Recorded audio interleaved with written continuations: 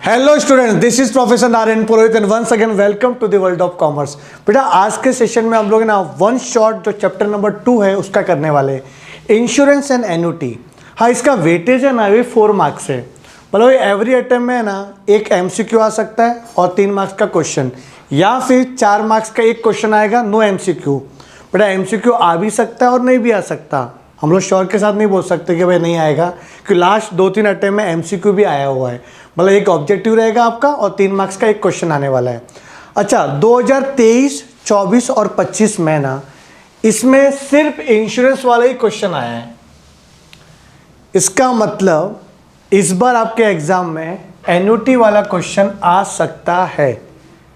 2023 वाले बच्चे ने सोचा रहेगा कि 2024 में एन्युटी आएगा, बट इंश्योरेंस आ गया।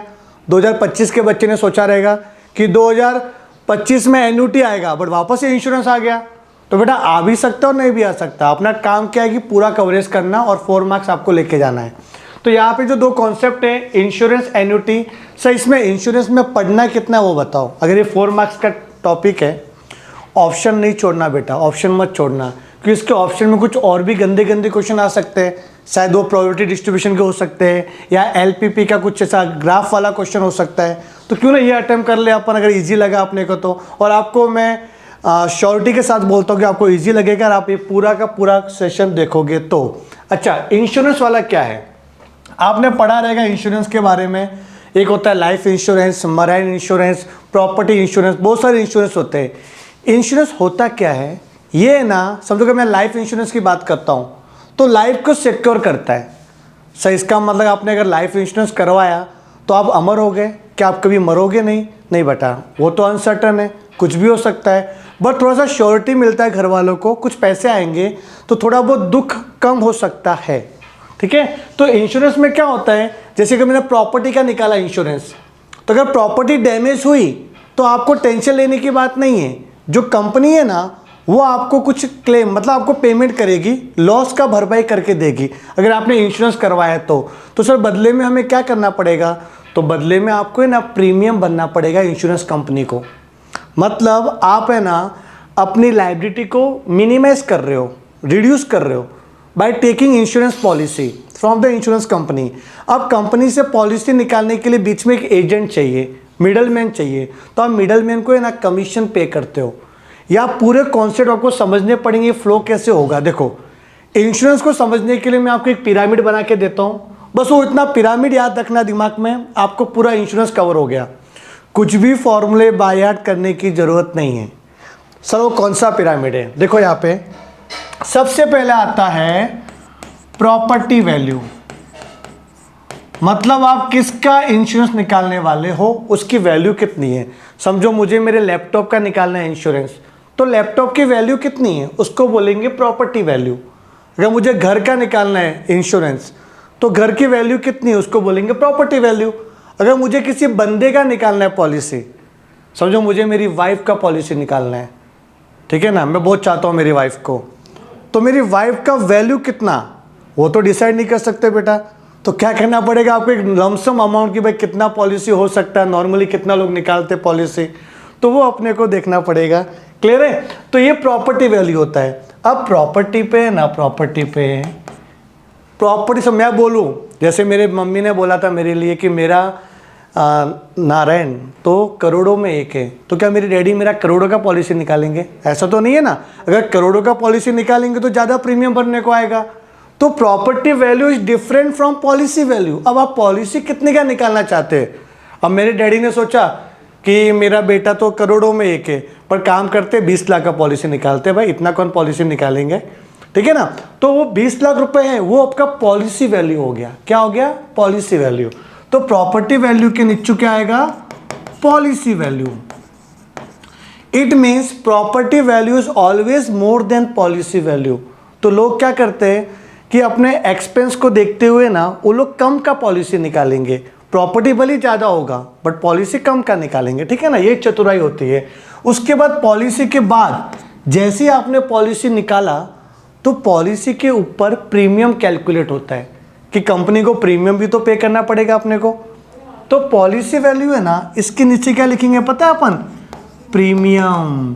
Because premium is always calculated on policy value not property value. याद रखना, ये जो पिरामिड है उस पर आपको समझ में आ जाएगा। प्रीमियम किस पे निकलेगा? पॉलिसी पे निकलेगा। अच्छा, प्रीमियम से निकल गया, प्रीमियम कंपनी को चला गया, अब प्रीमियम के ऊपर निकलेगा कमीशन जो अपन एजेंट को पे करेंगे। ठीक है ना, एजेंट को अपने को कमीशन पे करना है। तो यहाँ तक क्लियर है, 4 ही याद रखना है अपने को, और कुछ भी याद करने की जरूरत नहीं है। सर फॉर्मूला कैसे बनेगा? देखो मैं फॉर्मूला बना के बताता हूँ। अगर मुझे निकालना है अमाउंट ऑफ पॉलिसी या फिर पॉलिसी वैल्यू, तो किस पे निकलेगा? प्रॉपर्टी पे। तो क्या लिखने का? Property value multiply percentage insured. मतलब आपने कितने का इंश्योरेंस निकाला? 80% निकाला, 90% निकाला, कितना आप पॉलिसी निकाल रहे हो दिया रहेगा क्वेश्चन में, सम इंश्योर्ड करके। तो यहाँ पे परसेंटेज में लिखा रहेगा परसेंटेज इंश्योर्ड, उसको मल्टीप्लाई करने का प्रॉपर्टी वैल्यू से, तो आपको मिलेगा policy value. Then second, amount of premium. Amount of premium find करना है। तो बेटा प्रीमियम फाइंड करने के लिए प्रीमियम के ऊपर कौन है? पॉलिसी है। तो यहाँ पे क्या लिखूंगा? Policy value multiply rate of premium. Rate of premium, यहां तक क्लियर? अच्छा, थर्ड वाला अपना है कमीशन। कमीशन किसको देंगे? एजेंट को देंगे। तो एजेंट्स कमीशन इक्वल टू, कौन है कमीशन के ऊपर? कमीशन के ऊपर प्रीमियम बैठा हुआ है। तो यहां लिखूंगा मैं amount of premium multiply rate of commission. बस ये दिमाग में रखना है अपने को, तो आप कोई भी क्वेश्चन सॉल्व कर सकते हो। किसके? इंश्योरेंस के। एन्युटी थोड़े टाइम बाद बताऊंगा। आज के इस सेशन में ना अपना इंश्योरेंस भी होने वाला है, एन्युटी भी होने वाला है साथ में, विथ प्रीवियस ईयर क्वेश्चन। ठीक है ना, प्रीवियस ईयर क्वेश्चन। तो कॉन्सेप्ट क्लियर है आपका? आगे बढ़े हम लोग। ठीक है, ये सारा जो ना आप फॉर्मूला बुक में लिख लेना बेटा। ये जो मैंने आपको बताया, जो पिरामिड वगैरह, ये आपको फॉर्मूला बुक में नोट डाउन करना है। अच्छा देखो, पहला क्वेश्चन जो मार्च 2018 में आया हुआ है, क्या बोल रहा है question? A shop valued at ₹2,40,000। एक शॉप है अपने पास जिसकी कीमत कितनी है? 2,40,000 is insured for 75% of its value. Smart है ना बंदा। अब प्रॉपर्टी ज़्यादा है, 2,40,000 की है, बट आपने पॉलिसी निकालना है सिर्फ 75%। क्योंकि कम का क्यों पॉलिसी निकाला? ताकि प्रीमियम कम भरने को आएगा। ठीक है ना, हाँ कुछ भी रिस्क होगा थोड़ा हम बेयर कर लेंगे। आप समझो लॉस हो जाता है तो 75% है ना, वो कंपनी बेयर करेगी, और 25% वो अपन को बेयर करना पड़ेगा। आपने पूरा फुल्ली इंश्योरेंस नहीं निकाला, ये इसका मतलब होता है। If the rate of premium is 90 पैसे percentage, find the premium paid by the owner of the shop. ठीक है, कितना प्रीमियम पे किया रहेगा? कमीशन तक जाना नहीं है अपने को, आपको सिर्फ प्रीमियम निकालना है। तो स्टार्ट करेंगे सबसे पहले प्रॉपर्टी वैल्यू से। प्रॉपर्टी वैल्यू कितना है? शॉप की वैल्यू, उसी को प्रॉपर्टी वैल्यू बोलेंगे। 2,40,000। मैं चाहता हूं कि आप साथ साथ में लिखो बेटा, अगर राइटिंग प्रैक्टिस करोगे ज़्यादा इजी गिरेगा। ठीक है ना, और आपको कैलकुलेटर तो अलाउड नहीं है, तो आपको पूरे फिगर आउट करने पड़ेंगे साथ में अपने, कि कैसे एग्जाम में अपने को क्लिक होना चाहिए। और उसके लिए देखो बेटा, मिनिमम रिक्वायरमेंट है, देखिए 10 तक तो टेबल आना चाहिए अपने को। ठीक है, 10 तक, 20 तक आया तो और अच्छी बात है बेटा, बट 10 तक तो टेबल आना चाहिए आपको फास्ट कैलकुलेशन के लिए। प्रॉपर्टी वैल्यू आपको दिया है 2,40,000, और जो आपका इंश्योर्ड परसेंटेज है वो 75% है। तो आपको पॉलिसी वैल्यू आ जाएगा, पॉलिसी वैल्यू इक्वल्स टू, क्या फॉर्मूला है बेटा? Property value multiply insured percentage. तो प्रॉपर्टी वैल्यू दिया हुआ है 2,40,000, और जो इंश्योर्ड परसेंटेज है वो 75% है बेटा। अब स्मार्ट वर्क क्या होगा? मैं थोड़ा बहुत स्मार्ट वर्क करना भी सिखाऊंगा आपको। हर कोई क्या करता है पता है? ये 2 0 उड़ा देता है, यही करना चाहिए, और 24 को 75 से मल्टीप्लाई करता है। बेटा टाइम थोड़ा ज़्यादा लग सकता है, कम टाइम में कौन सा करना चाहिए? तो 25 का टेबल क्या होता है, 25 3 जा 75, 25 4 जा 100 और 4 6 जा 24 और 6 3 जा 18 ना, 6 3 जा 18 और 4 जीरो, कितना आया 1,80,000। ये थोड़ा सा इजी गिरेगा कि मल्टीप्लाई करने में टाइम लगता था, ये थोड़ा इजी गिरेगा। तो बेटा अगर वही सफ़ेदी कम दामों में मिले तो वो क्यों ले, ये ना ले ले, ठीक है बेटा। तो ये आपको इस तरीके से करो, हाँ आपके तरीके से किया तो भी आंसर तो आ रहा है, मैं टाइम बचाने की बात कर रहा हूँ आपको और कुछ नहीं। If the rate of premium is 90 पैसे परसेंटेज, तो रेट ऑफ प्रीमियम कितना है, रेट ऑफ प्रीमियम 90 पैसे परसेंटेज। तो 90 पैसे का मतलब क्या हो गया, देखो 90 पैसे है ना, तो 0.90, सिर्फ 90 परसेंटेज होता तो 90 लिखता, पर 90 पैसे परसेंटेज है तो 90 पैसे फिर परसेंटेज। यहाँ तक क्लियर है। तो 90 पैसे को कैसे लिखने का, 0.90। अब amount of premium,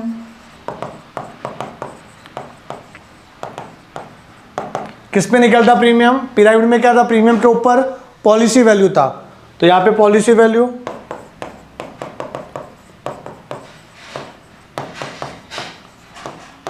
rate of premium,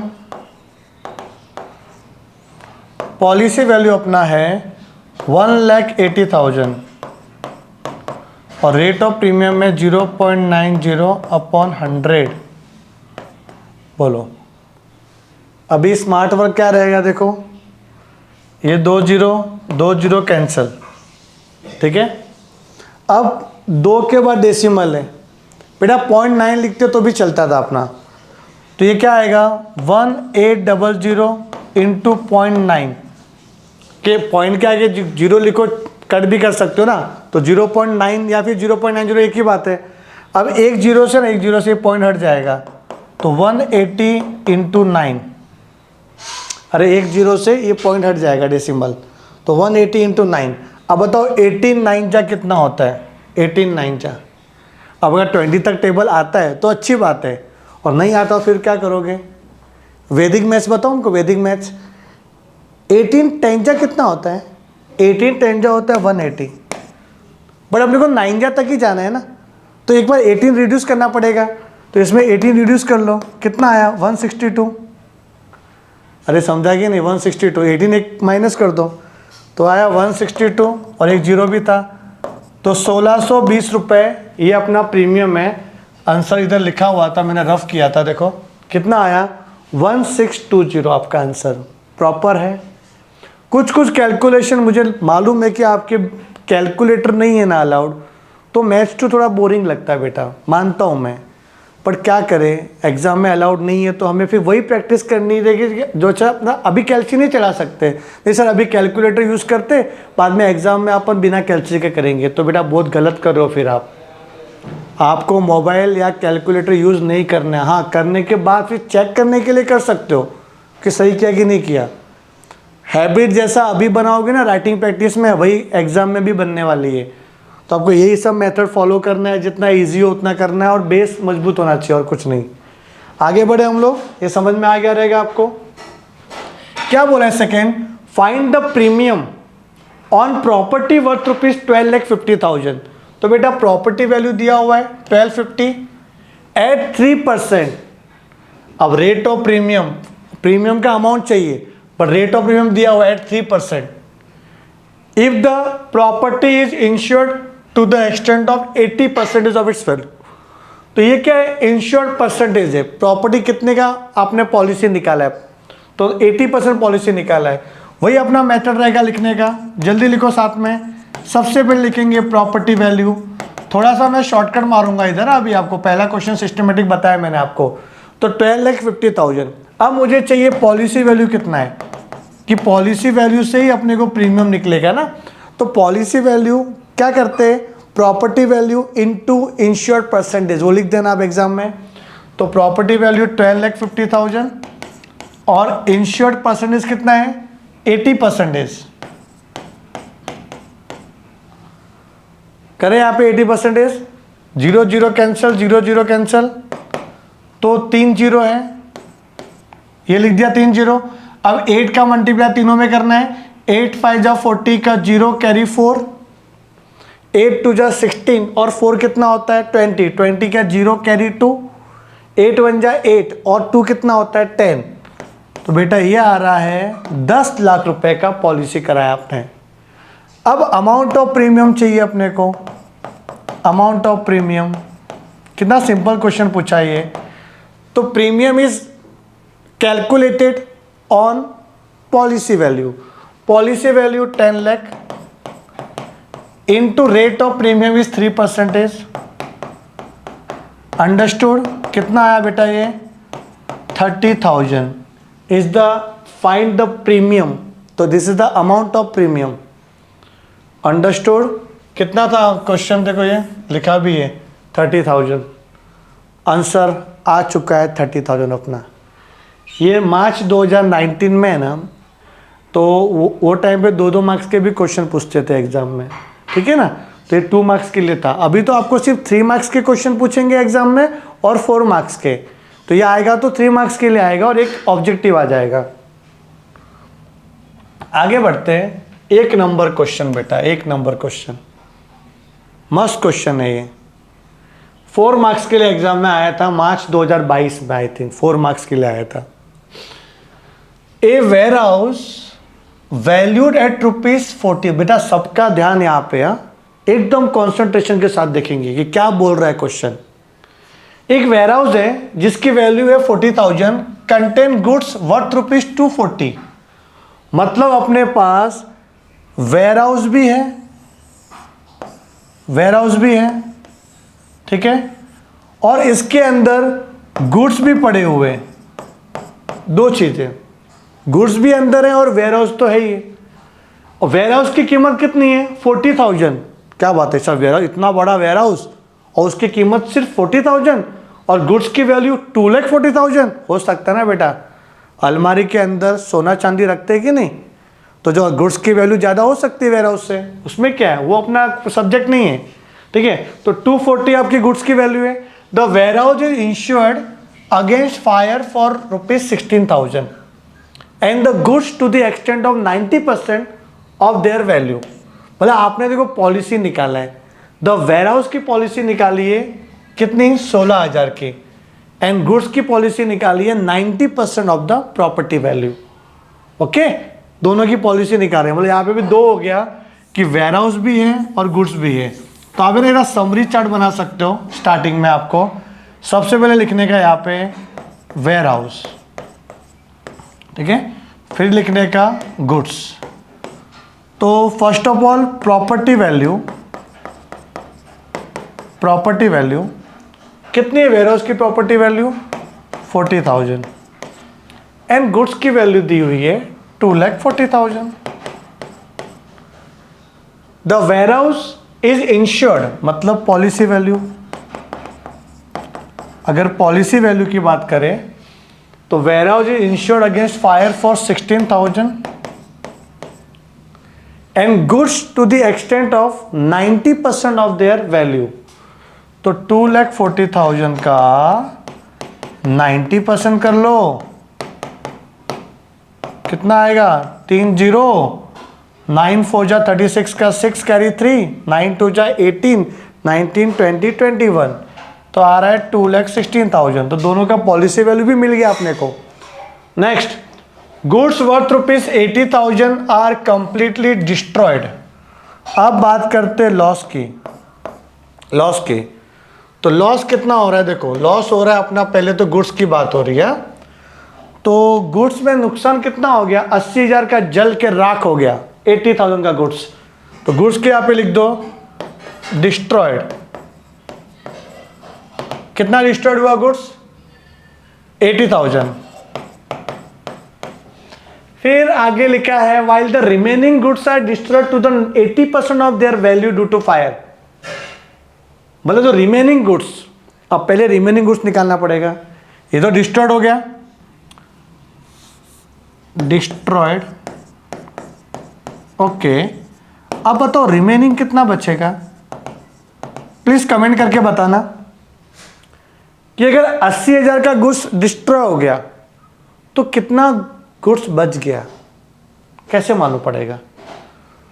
2,40,000 की प्रॉपर्टी वैल्यू थी गुड्स की, जिसमें से 80,000 का जल गया, तो रिमेनिंग कितना आ गया 2,40,000 माइनस 80,000 कम्स टू रुपीज 1,00,000 कितना 1,60,000। इतना गुड्स रिमेनिंग है, तो इसकी वैल्यू भी डाउन होगी। While the remaining goods are destroyed to the 80% of their value, destroyed to 80% of their value, 80% इसका भी डाउन हो गया, तो वापस से कितना डिस्ट्रॉय हुआ, जो रिमेनिंग गुड्स था वो 80%। तो जो क्वेश्चन बोल रहा है वैसा मैं कर रहा हूं, ड्यू टू फायर। तो ये 0 0 0 0 गया, 3 0 आ गया, ठीक है। अब 16 8 जा, बेटा 16 8 जा कितना होता है सर, 16 8 जा नहीं मालूम सर, चलो जाने दो। 16 10 जा कितना होता है, 16 10 जा सर वो तो मालूम है 160 होता है सर, 16 10 जा तो किसको ही पूछ लो 160 होता है।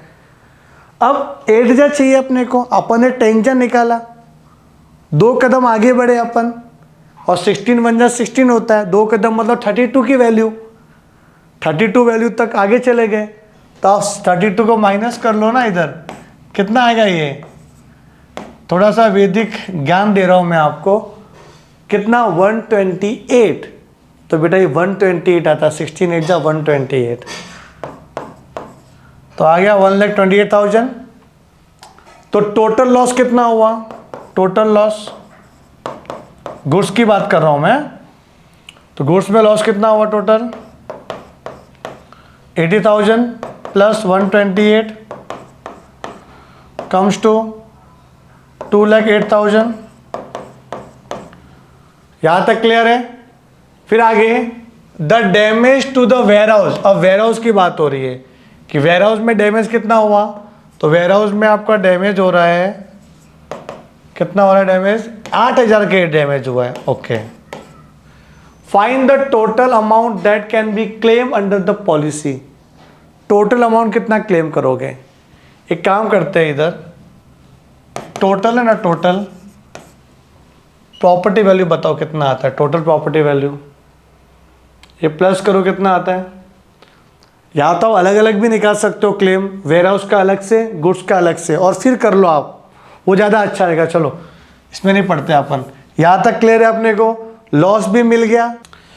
तो बेटा सबसे पहले आपको ये समझना पड़ेगा कि क्लेम कैसे निकालेंगे। क्लेम का मतलब क्या होता है, claim means amount demanded by a person from insurance company. जिसने भी पॉलिसी निकाली है ना, वो है ना at the time of loss एक स्टेटमेंट बना के देगा कंपनी को कि कंपनी मेरा इतना नुकसान हुआ है, मुझे पैसे दो। अब वो क्लेम का फॉर्मूला क्या होगा बताओ, क्लेम कितना मिलना चाहिए बेटा, क्लेम है ना प्रोपोर्शनेट मिलना चाहिए कि आपने पॉलिसी कितना निकाला है और प्रॉपर्टी वैल्यू कितना था। सपोज 100 रुपये की प्रॉपर्टी वैल्यू है, 100 रुपये की, हाँ ध्यान देना यहाँ पे अच्छे से, 100 रुपये की प्रॉपर्टी वैल्यू है और आपने सिर्फ 80 रुपये की पॉलिसी निकाली है। तो सपोज अगर नुकसान हुआ है मेरा 50 रुपये का, तो सर अगर 50 का नुकसान हुआ है और आपने पॉलिसी तो 80 का निकाला है, 80 रुपये का निकाला है, तो पूरा पैसा मिलना चाहिए, ऐसा नहीं होता।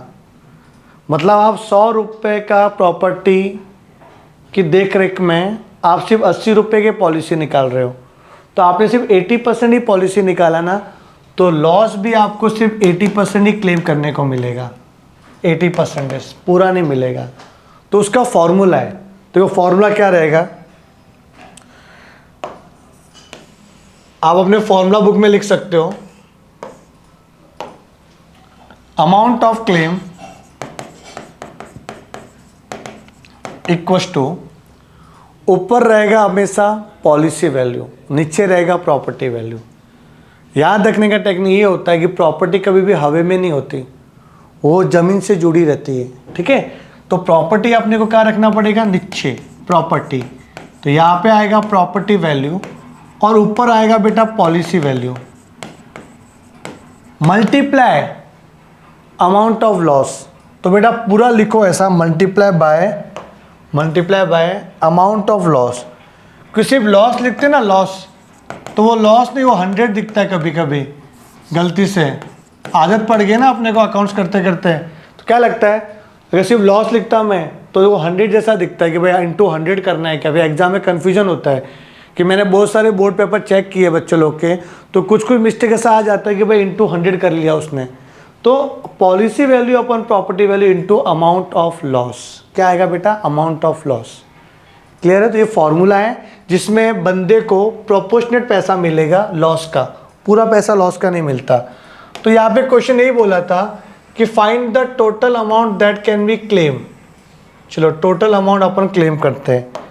तो क्लेम का फॉर्मूला क्या है, अब मुझे क्लेम चाहिए, तो क्लेम का मैंने फॉर्मूला क्या लिखा है, policy value upon property value multiply loss.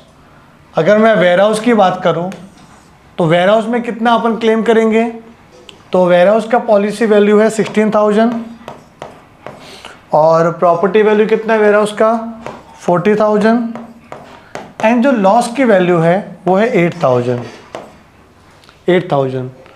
तो क्या आएगा, इधर 3 0 गया, फिर 8 के टेबल में आएगा 14, नहीं ना, क्या आएगा, यस 8 5 जा 40, हाँ इधर 1000 आ गया और कैंसिल होएगा ये 5 से, 5 2 जा 10, बेटा 3200 आ रहा है, 3200।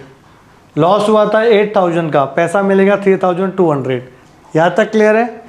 इधर भी बताओ क्लेम कितना आएगा, policy value 2,16,000, property value 2,40,000 multiply total loss कितना है 2,08,000। ये 3 0 गया बेटा, 216 और 240, पता है ये 240 का 90% हुआ था 216, मतलब कि अगर रेशियो की बात करें ये तो 0.9 होगा, ये 90% है, मतलब 90% 240 का कितना होता है 216। तो डायरेक्ट ऐसा भी कर सकते थे इसको कि ये ना ये कट करो 0.9 आना चाहिए वो, कि 90% ही था वो, स्मार्ट वर्क कर सकते हो। ये डिवाइड करके देखना 0.9 ही आएगा। तभी 0.9 मतलब क्या होता है 9/10, ठीक है जाने दो, काम करो मल्टीप्लाई कर दो, ये 0.9 है ना, एक जीरो से पॉइंट हट जाएगा 9 इंटू क्या बचा 20800 मल्टीप्लाई करें अभी इधर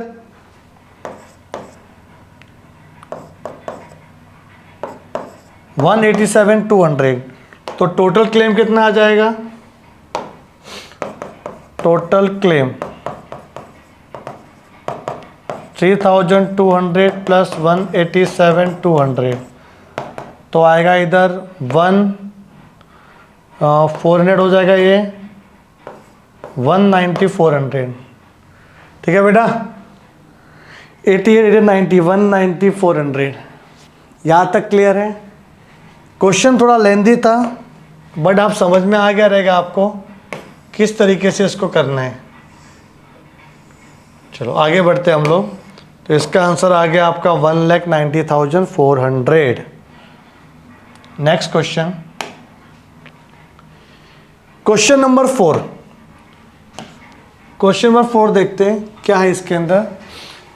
ए building is insured for 75% of its value. The annual premium at 0.70% amount to ₹2625। ये क्या लिखा है 2625, ये दिया है एनुअल प्रीमियम का वैल्यू दिया हुआ है और प्रीमियम का रेट भी दिया हुआ है 0.70%, दोनों दिया हुआ है। If the building is damage to the extent of 60% due to fire, how much can be claimed under the policy. थोड़ा उसको समराइज करते क्या क्या दिया हुआ है information. Building is insured for 75% of its value, मतलब प्रॉपर्टी वैल्यू जो भी हो, पॉलिसी वैल्यू क्या होगी 75% ऑफ द प्रॉपर्टी वैल्यू। तो यहाँ पे प्रॉपर्टी वैल्यू अपने को पता नहीं, एनुअल प्रीमियम दिया हुआ है और प्रीमियम का रेट भी दिया हुआ है। अच्छा, प्रीमियम दिया है और रेट दिया है, तो प्रीमियम के ऊपर कौन था? पॉलिसी था, तो उससे पॉलिसी वैल्यू आ जाएगी। अगर मैं फॉर्मूला अप्लाई करूं अमाउंट ऑफ प्रीमियम का, फॉर्मूला क्या है इसका? Policy value multiply rate of premium, ये फॉर्मूला लिखा था मैंने। अब अमाउंट ऑफ जो प्रीमियम है वो दिया है 2625, पॉलिसी वैल्यू पता नहीं, बट रेट ऑफ प्रीमियम दिया हुआ है 0.70%, तो 0.70 अपॉन 100, ठीक है ना, 70 पैसे वो, तो 0.70%, तो अपॉन में 100 आ जाएगा। तो मिल जाएगा अपने को पॉलिसी वैल्यू 2625, ये 100 उधर जाएगा, into 100 equals to policy value. अच्छा, 0.70 को 0.7 लिख सकते हैं कि नहीं वो बताओ? डेसिमल के आगे कुछ भी जीरो लिखा हुआ है उसको हटा सकते हैं अपन नॉर्मली, तो 0.7 इज इक्वल टू 0.70। अच्छा, अभी क्या करेंगे इधर, ये 262500 हो गया, 0.7 उधर आएगा तो डिवाइड हो जाएगा, इक्वल टू पॉलिसी वैल्यू। अब पॉइंट को हटाने के लिए इंटू 10, ऊपर भी इंटू 10 करेंगे, तो बताओ पॉलिसी वैल्यू कितनी आएगी? यह आएगा 262500 अपॉन 7, बताओ 7 के टेबल में आएगा ये, देखना पड़ेगा। 7 3 जा 21, तो क्या बचेगा? 5 बचेगा, 52, तो 7 7 जा 49, 50 51 52, फिर 3 बचा 35, 7 5 जा 35, तो कितना आ रहा है? 375 और 3 0 था, यह आ गया आपका पॉलिसी वैल्यू 375।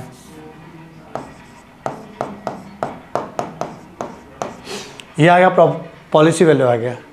अब पॉलिसी निकाला आपने 75% ऑफ इट्स वैल्यू, तो बेटा इसके थ्रू है ना अपना प्रॉपर्टी वैल्यू आ जाएगा।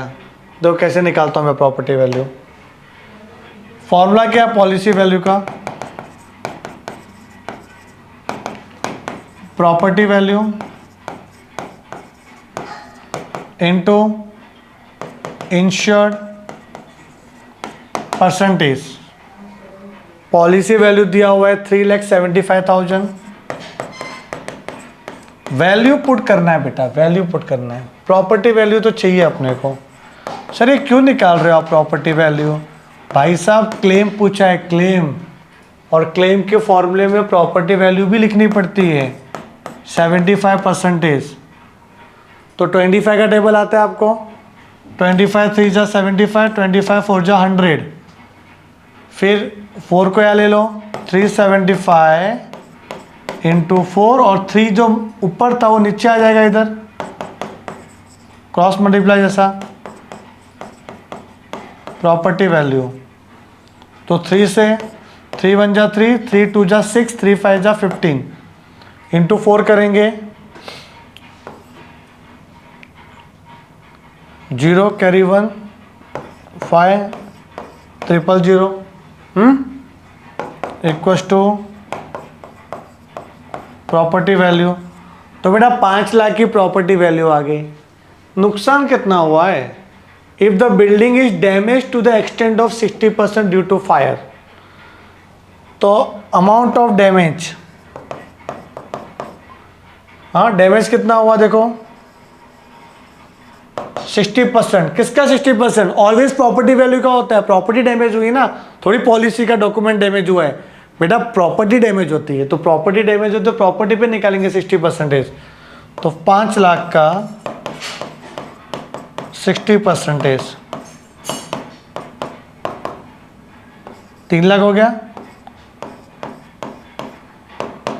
लॉस हो गया ये, तो लॉस का अमाउंट भी आ गया।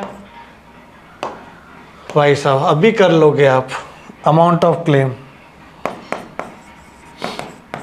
तो amount of claim equals to क्या लिखेंगे formula, policy value upon property value into loss.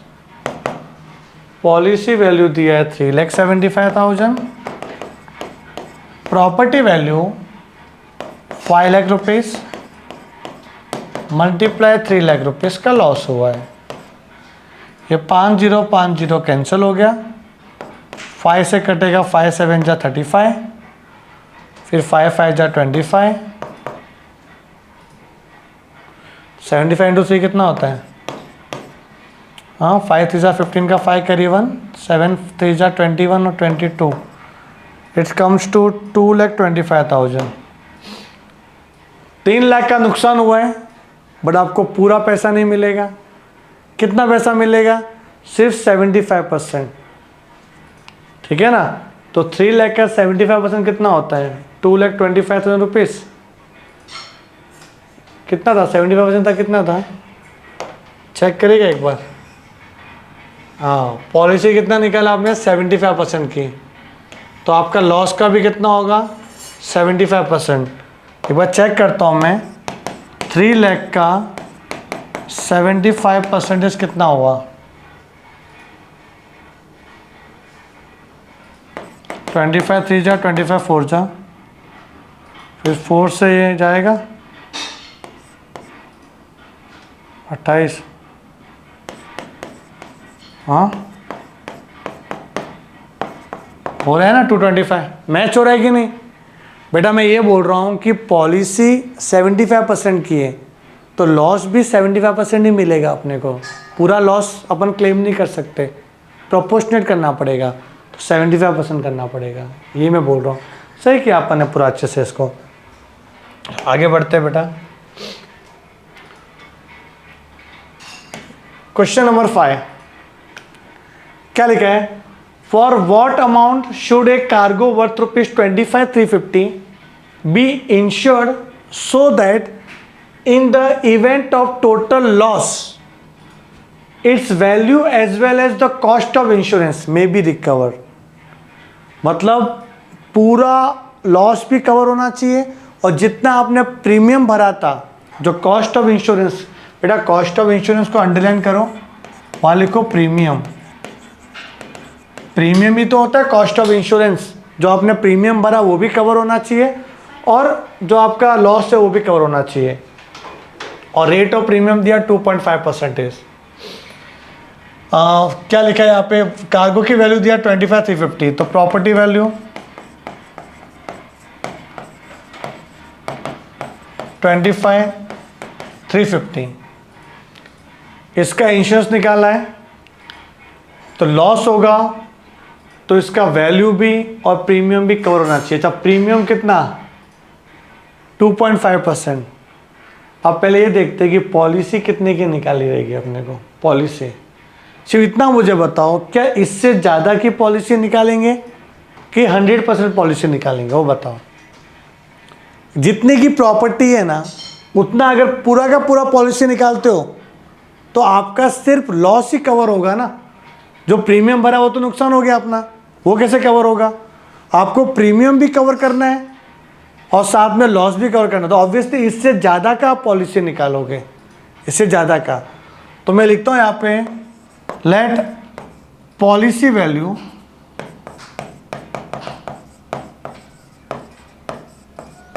B ₹X। Policy value आपका X है, ठीक है। तो आपका प्रीमियम कितना होएगा, प्रीमियम रेट ऑफ प्रीमियम वो आपको दिया 2.5%। तो अमाउंट ऑफ प्रीमियम कितना आएगा, X का पॉलिसी वैल्यू का 2.5%। तो ये कितना हो गया ₹। अगर मैं इंटू 10 करूँ तो 25 हो गया, 25x। अरे पॉइंट को हटाने के लिए मैंने किया, पॉइंट को हटाने के लिए इंटू 10 किया, इंटू 10 ये आ गया आपका अमाउंट ऑफ प्रीमियम। अब जो अपना क्लेम है, क्लेम का फॉर्मूला क्या बताया था मैंने, ऊपर आएगा पॉलिसी वैल्यू, नीचे आएगा प्रॉपर्टी वैल्यू इनटू लॉस। अब क्लेम पूरा कवर होना चाहिए आपका, पूरा कवर। अब कितना क्लेम करोगे आप, बोलो। जब भी नुकसान होगा तो आपको क्लेम कितना करना है, तो क्लेम में अपना है ना, ये लॉस भी कवर होना चाहिए, लॉस भी कवर होना चाहिए, प्लस प्रीमियम भी कवर होना चाहिए, लॉस प्लस प्रीमियम। और पॉलिसी वैल्यू कितना है, पॉलिसी वैल्यू अपने पास x, प्रॉपर्टी वैल्यू कितना है 25,350, और लॉस कितना होगा, मैक्सिमम लॉस कितना हो सकता है अपना, या लॉस लिख दो, लॉस कितना होगा, जो भी होगा लॉस अपना, जो भी लॉस होगा उससे मल्टीप्लाई करेंगे अपन। और लॉस मैक्सिमम कितना हो सकता है प्रॉपर्टी का, 25,350 हो सकता है, तो यहाँ भी आप 25,350 लिख सकते हो, दोनों कवर होना चाहिए। अब बेटा इसमें कैसे इक्वेशन बनेगा ताकि ये सॉल्व होगा।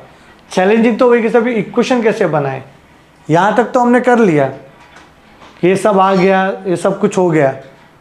अब इक्वेशन कौन सा बनेगा और सॉल्व कैसे होगा, हमें x का वैल्यू फाइंड करना है, x का वैल्यू फाइंड करना है। बताओ कैसा होना चाहिए। सिर्फ वैल्यू दिया हुआ है अपने को 25,350, बोलो इसको सॉल्व करेंगे तो x मिसिंग है, 25,350, लॉस पता नहीं क्या है, प्रीमियम क्या है, प्रीमियम किया 25x/1000, वो लिख देंगे यहाँ पर भी।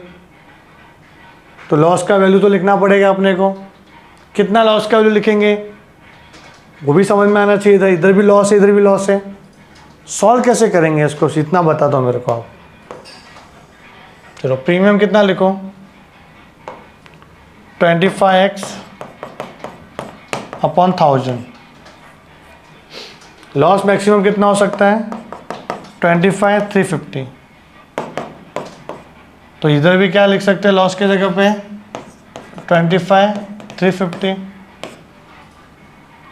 तो कितना x बचेगा इधर, तो क्या आएगा ये 1000, यहाँ पे जाएगा तो काम करो 25,350 यहाँ ले लो, x minus 25x/1000, 25,350 cross multiplication 1000x minus 25x/1000, कितना आएगा इधर 25,350 इंटू 1000, इसका कितना आएगा माइनस करेंगे तो 975 x/1000, 25 का टेबल आता है, बताओ क्या आएगा इधर 975, 25 3/75, 225 9 जाएगा 39, 40 हो गया। अभी ये 3 से जाएगा दोनों, 3 1 जा 3, 3 3 जा 9, ये 3 8 जा 24, 3 4 जा 12, 3 5 जा 15, फिर 13 से ये जाएगा, 13 से 13 6 जा 65, तो 65 इंटू 40 कितना होएगा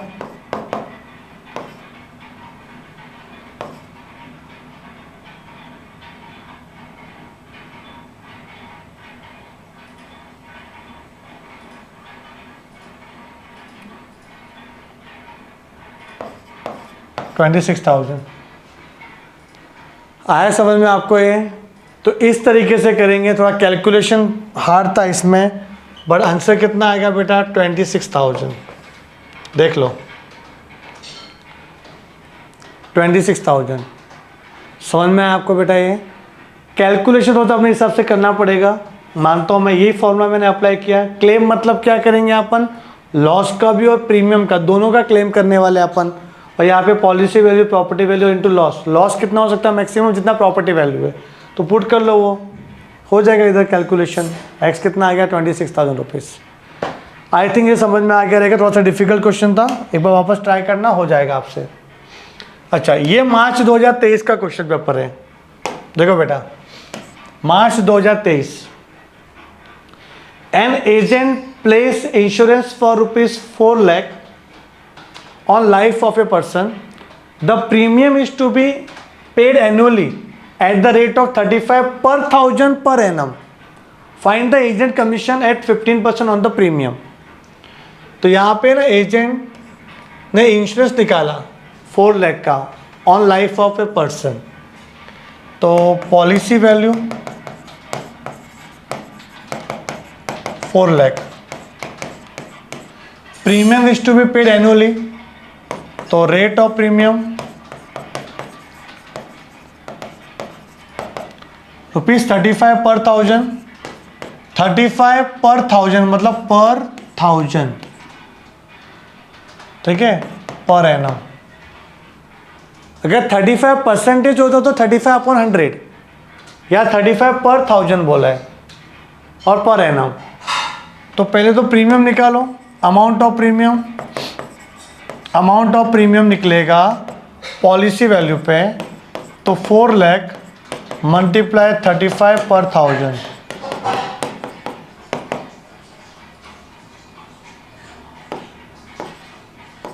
$140 और 2 0, ठीक है। तो 14,000 is the amount of premium. Amount of premium check कर लो एक बार, सही है कि नहीं है। 3 0 3 0 गया, 35 4 जा कितना होता है, 35 का डबल होता है 70, 70 कितना 140, 2 0। फिर agents commission, commission is always calculated on premium. Premium 14,000, तो कितना कमीशन है, 15%।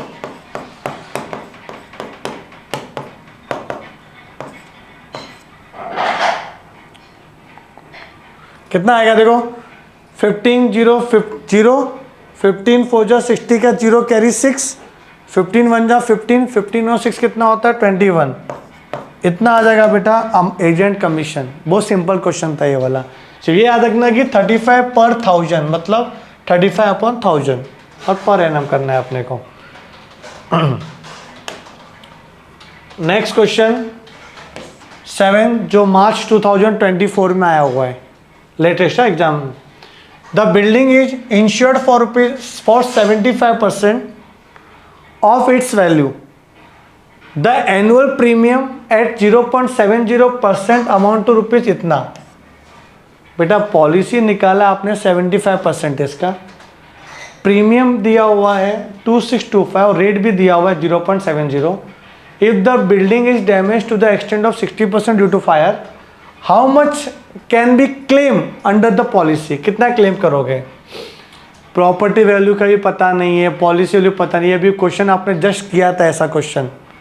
आपको सबसे पहले है ना प्रीमियम का रेट दिया हुआ है और प्रीमियम का अमाउंट दिया हुआ है, तो आप क्या निकालोगे पता है, पॉलिसी वैल्यू आ जाएगी कि प्रीमियम पॉलिसी पे निकलता है। तो देखो यहाँ पे अमाउंट ऑफ प्रीमियम का फॉर्मूला है policy value into rate of premium. Sir आप एक्स लेके नहीं बताते, एक्स अज्यूम करके, बेटा कन्फ्यूजन होता है एक्स लेके करते हो, तो यही करो ना, सबसे अच्छा मेथड है ये। अमाउंट ऑफ प्रीमियम जो दिया है वो 2625 है, पॉलिसी वैल्यू पता नहीं, और रेट दिया 0.70%। क्लियर है। इस तरीके से इसको कैलकुलेशन करना तो आपका पॉलिसी वैल्यू आ जाएगा बेटा, ठीक है ना, क्रॉस मल्टीप्लाई करके। ऐसा क्वेश्चन अपन ने किया था, मैं आपको बता देता हूँ किधर किया था अपन ने।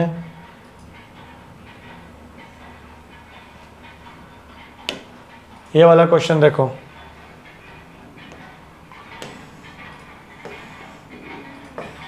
दिख रहा है आपको ये 2625। सेम क्वेश्चन किया था अभी अपन ने। हाउ मच डेट की क्लेम बोला, ये भी 60% बोला हुआ है।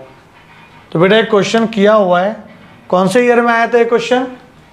जुलाई 2022 में, और फिर मार्च 2023 में भी आ गया क्वेश्चन। देखो ये मार्च 2023 नहीं, मार्च 2024 में सेम क्वेश्चन रिपीट होता है। आप बोले सर जुलाई में एग्ज़ाम कौन सी होती है? जुलाई में जो रिपीटर होते हैं ना उनके लिए एग्ज़ाम होती है, तो उसके क्वेश्चन पेपर के भी क्वेश्चन आ जाते हैं, तो वो भी करके जाने का। ठीक है, वो कुछ भी हो, सब गवर्नमेंट टेक्स्ट बुक की क्वेश्चन है बेटा, आप देख सकते हो पूरा का पूरा। तो ये आप कर लेना, ये रिपीटेशन क्वेश्चन है, दोबारा नहीं होना चाहिए। अब ये सर ये भी तो क्वेश्चन सेम ही है मार्च 2025 में, ये लास्ट अटेम्प्ट का, देखो लास्ट अटेम्प्ट का ये भी सेम ही है। A house valued at ₹8 lakh, but यहाँ पे तो एजेंट कमीशन बोला है, अलग है, क्लेम नहीं बोला है। तो क्वेश्चन एक जैसे दिख रहा है यहाँ पे, देखो a house valued at ₹8 lakh, तो प्रॉपर्टी वैल्यू कितनी है बताओ? प्रॉपर्टी वैल्यू दिया हुआ है ₹8 lakh at 75% of its value. तो पॉलिसी वैल्यू क्या आ जाएगा? आपने 75% का निकाला है, तो 8 लाख इंटू 75%, 25 3 जा 25 4 जा 4 2 जा 8 3 2 जा 6, बेटा 6 लाख आ जाएगा आपका क्या? Policy value. If the rate of premium दिया 0.80%, तो रेट ऑफ प्रीमियम दिया तो अमाउंट ऑफ प्रीमियम आ जाएगा। तो amount is always, premium is always calculated on policy value. तो 6 लाख का कितना आ जाएगा? 0.80%। ये 20 कैंसल, और बेटा ये 60 ना, ये 2 के बाद डेसिमल है, तो 60 इंटू 80 लिख सकते हो। ये 2 0 से पॉइंट हट जाएगा, तो 60 इंटू 80 कितना होता है? 4800। कुछ भी करो 4800 ही आएगा आपका अमाउंट ऑफ प्रीमियम। फिर बोला एजेंट का कमीशन 9% है, तो अमाउंट ऑफ कमीशन कितना आएगा जल्दी बताओ? इतना सिंपल क्वेश्चन बेटा। Commission is always calculated on premium, तो 4800 मल्टीप्लाई, कमीशन का रेट दिया हुआ है 9%, कैंसल, कितना आ जाएगा इधर? 43, 432 आ रहा है, 9% कमीशन इसका 432, सही है ना? ठीक है, तो यहाँ पे ना, यहाँ पे आई थिंक आपका इंश्योरेंस वाला पार्ट खत्म हो गया बेटा, पूरा इंटायर इंश्योरेंस वाला पार्ट। ठीक है, आई होप कि आपको ये पूरा पार्ट समझ में आ गया रहेगा। अभी अपन करते हैं एन्युटी वाला पार्ट, जो एग्जाम में बहुत ही ज़्यादा इंपॉर्टेंट है, कि इस बार मुझे ऐसा लग रहा है, गारंटी के साथ लग रहा है कि एक क्वेश्चन इन लोग एन्युटी वाला देंगे जो 4 मार्क्स का रहेगा। ठीक है, तो ये जो है अपना एन्युटी। अब बेटा एन्युटी क्या होता है, एन्युटी के बारे में समझते हैं अपन। What is annuity? सर हमने सिंपल इंटरेस्ट, कंपाउंड इंटरेस्ट पढ़ा था। कहाँ पढ़ा था? स्कूल में भी पढ़ा था। और सर हम लोग ने 11th में एक चैप्टर था commercial mathematics, chapter number 8 of maths 2, 11th की बात कर रहा हूँ। तो कमर्शियल मैथमेटिक्स के अंदर सिंपल इंटरेस्ट, कंपाउंड इंटरेस्ट था। तो सर वो और ये क्या है? सिंपल और कंपाउंड इंटरेस्ट में आप वन टाइम इन्वेस्टमेंट करते हो और आपको एक फिक्स अमाउंट फ्यूचर में मिलेगा। यहाँ पे आप वन टाइम इन्वेस्टमेंट नहीं कर रहे हो, या आप रेगुलर बेसिस पे इन्वेस्टमेंट कर रहे हो, वो होता है एन्युटी। एन्युटी का मतलब systematic investment plan, mutual fund सुना रहेगा आपने, SIP। तो ये होता है आपका एन्युटी का एग्जाम्पल। जैसे कि समझो आप स्कूल में जा रहे हो या कॉलेज में जा रहे हो, तो वो टाइम पे अपने को ना पॉकेट मनी मिलता है, मम्मी अपने को पॉकेट मनी प्रोवाइड करती है, और आप इतने अच्छे बच्चे हो ना, वो पॉकेट मनी आप खर्चा नहीं करते, आप पॉकेट मनी को म्यूचुअल फंड में डाल रहे हो। जैसे हर हफ्ते पैसा मिला, म्यूचुअल फंड में पैसा डाल दिया, पैसा मिला, म्यूचुअल फंड में डाल दिया। तो ये भी एन्युटी का एग्जाम्पल है। जैसे आपने पॉलिसी निकाला और प्रीमियम भरते हो एवरी ईयर, एवरी मंथ, उसको भी एन्युटी बोलते हैं। आपने समझो EMI पे आईफोन परचेस किया, तो जो आप EMI पे कर रहे हो वो भी आपका एन्युटी का एग्जाम्पल है। अगर आपने लोन पे ना घर ले लिया और घर का पे कर रहे हो आप हफ्ता ईएमआई, वो भी आपका एन्युटी का एग्जाम्पल है। तो ऐसे बहुत सारे एग्जाम्पल है एन्युटी का, और ये चैप्टर आपके फ्यूचर में बहुत काम आने वाला है बेटा। जब भी आपके अंदर मैच्योरिटी आएगी और आप खुद से समझो ना दुनियादारी करने लगोगे, तो वो टाइम पे आपको ये एन्युटी बहुत काम आने वाली है बेटा, याद रखना मेरी बातों को। तो एन्युटी समझते हैं अपन, एन्युटी होता क्या है? एन्युटी का मतलब देखो ऐसा समझना आप कि इन्वेस्टमेंट कोई बंदे को करना है, ठीक है, इन्वेस्टमेंट करना है। तो दो तरीका है, या तो आप लमसम इन्वेस्टमेंट कर लो भाई, लमसम वही इन्वेस्टमेंट कर सकता है जिसको दहेज में पैसे मिलते हैं। अगर शादी कर रहा है नया नवेला दूल्हा, ठीक है ना, उसको कुछ पैसे मिले, गलत है बेटा, लेना नहीं चाहिए। बस समझो मिले, ज़बरदस्ती दिया उसके ससुर जी ने कि भाई अपना होनहार दामाद है तो उनको पैसे देने चाहिए, नहीं तो लगता है कि वो काम धंधा नहीं कर पाएगा। तो उन्होंने पैसे दिए लमसम। अब ये लमसम पैसे का मैं करूँ क्या? तो मैं वन टाइम इन्वेस्टमेंट करूँगा। तो वो वन टाइम इन्वेस्टमेंट ये नहीं, ये आपके लमसम इन्वेस्टमेंट हुई एन्युटी नहीं हो सकती, ये एन्युटी नहीं है। ये आपका सिंपल है कंपाउंड इंटरेस्ट वाला केस है। या भी समझो आपको लॉटरी लगी किधर और पैसे आए लॉटरी के, तो आप वन टाइम इन्वेस्टमेंट ही करोगे किधर? बैंक में डाल दिया पैसे, वो जहाँ पे अपने कंपाउंड इंटरेस्ट मिल रहा है, सिंपल इंटरेस्ट मिल रहा है, तो वो आपका हो गया एन्युटी नहीं हो गया बेटा। वो क्या हो गया आपका? Normal investment. अब समझो आप है ना इन्वेस्टमेंट कर रहे हो सिस्टमैटिक, ठीक है ना, on a regular basis, fix date पे या फिर हर साल एक फिक्स डेट पे या फिक्स अमाउंट वो आप पेमेंट कर रहे हो बैंक को, उसको बोलेंगे एन्युटी। तो इसको बेटा बोलेंगे एन्युटी। कंफ्यूज मत होना कि एन्युटी क्या होता है। तो ये एन्युटी होगा, ये एन्युटी नहीं होगा लमसम इन्वेस्टमेंट किया तो। अच्छा, इन्वेस्टमेंट तो मैंने एक एग्जांपल लिया, बोरोइंग भी तो हो सकती है। बोरोइंग जो कर रहे हो तो उसमें कैसे पैसा दे रहे हो? जब आपने बोरोइंग किया और आप समझो पेमेंट हर हफ्ते दे रहे हो उसको, लोन का पेमेंट, तो वो एन्युटी हो गया। और आपने समझो बोरोइंग किया और आप एक फिक्स डेट पे एक लमसम अमाउंट दे दोगे बाद में मैच्योरिटी पे, तो आपका लोन हो गया, वो नॉर्मल हो गया, वो एन्युटी नहीं हुआ। तो एन्युटी में ना पैसे का फ्लो रेगुलर बेसिस पे होता है, वन टाइम नहीं होता। अच्छा, एन्युटी कितने टाइप के होते हैं?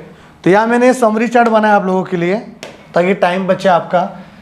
एन्युटी बेटा दो टाइप की होती है, एन्युटी इमीडिएट और एन्युटी ड्यू।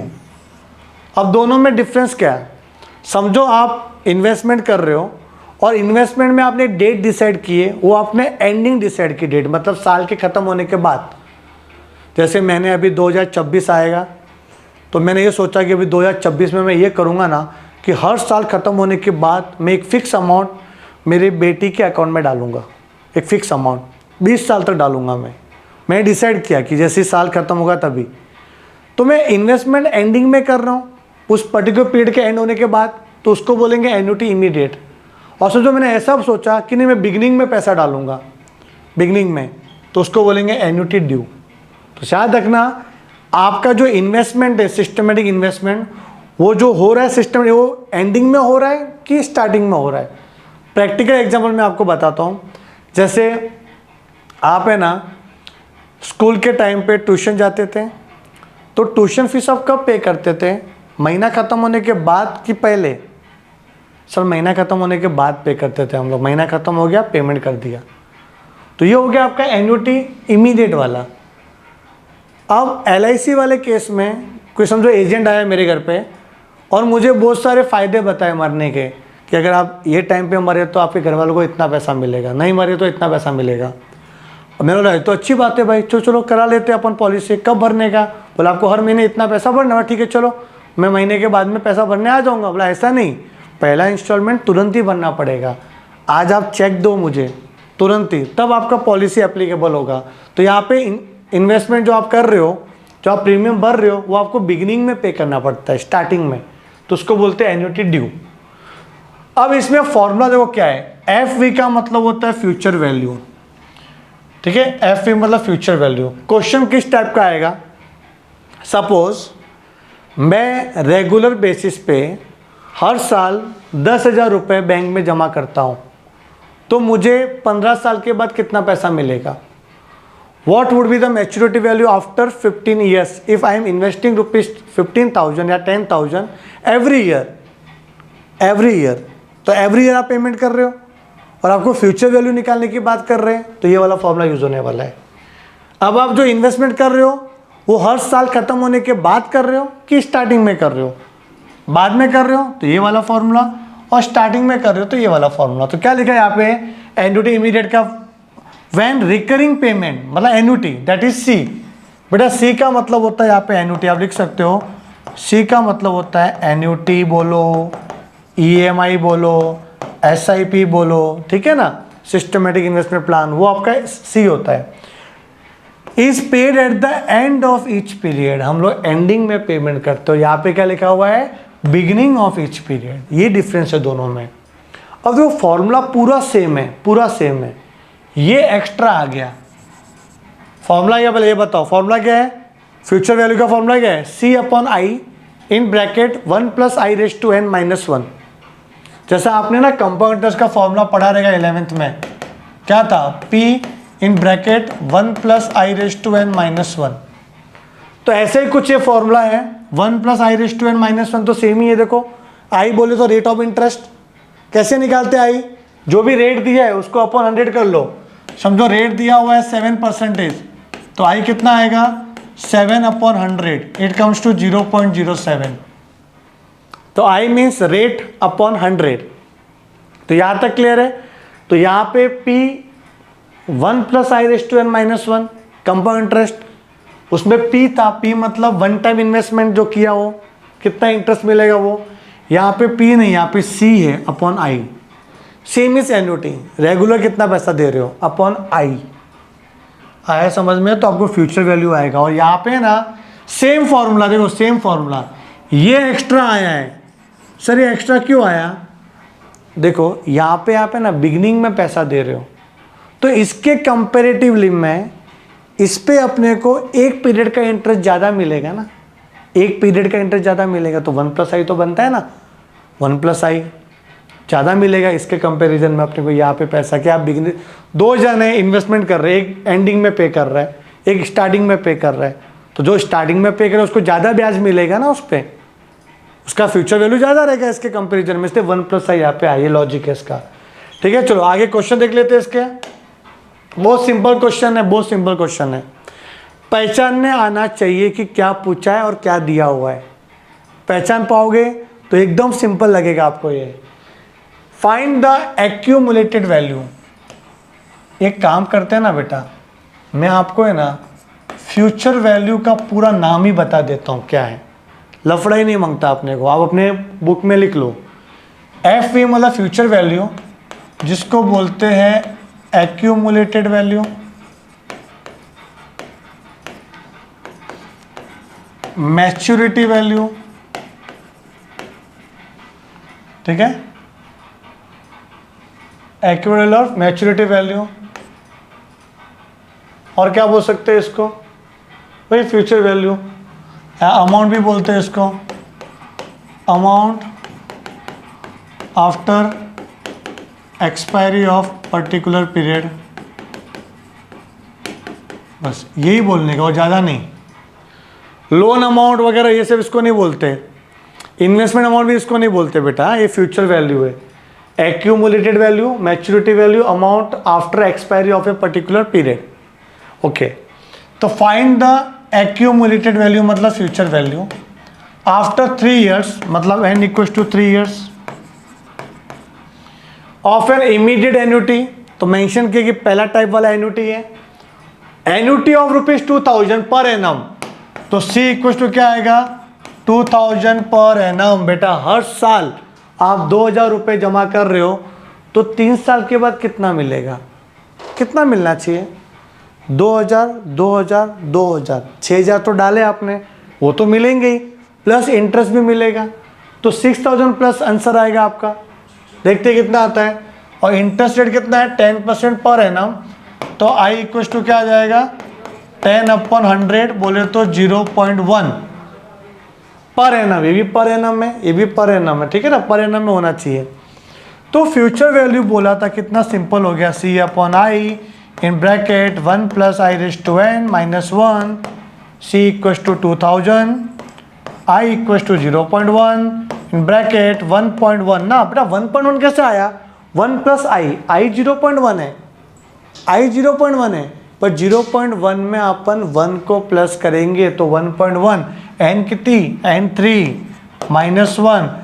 अब बेटा 0.1 है, इस पॉइंट को हटाने के लिए इंटू 10 करेंगे तो ऊपर भी इंटू 10 करना पड़ेगा, तो यह आ जाएगा 20,000 और ये पॉइंट हट गया 1।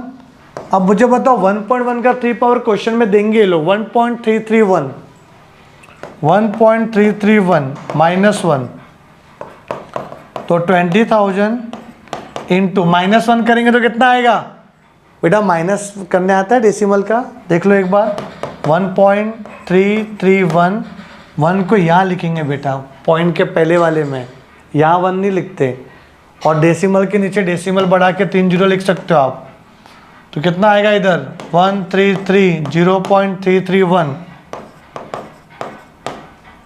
अभी क्या करेंगे सर, अभी बताओ ना, ये पॉइंट वाला बेटा 3 के बाद डेसिमल है ना, तो ये 3 जीरो हट जाएगा पॉइंट हटाने के लिए, तो 20 इंटू 331